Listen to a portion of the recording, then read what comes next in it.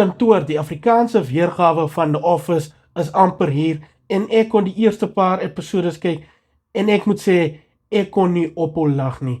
As jy die recensie wil in Engels kyk, ek het 'n Engelse review video ook op. Hierdie is in Afrikaans omdat hierdie show Afrikaans is. Ek het soveel pret gehad met hierdie program.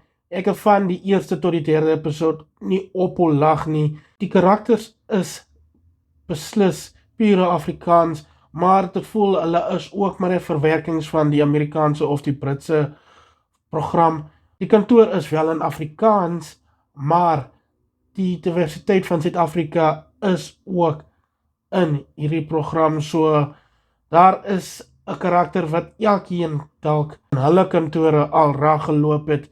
Ek kan nie wag vir almal om hierdie program te kyk. Dit is skreeusnaaks en ek is self opgewonde om die volgende paar episodes te kyk. Ek kan nie wag nie.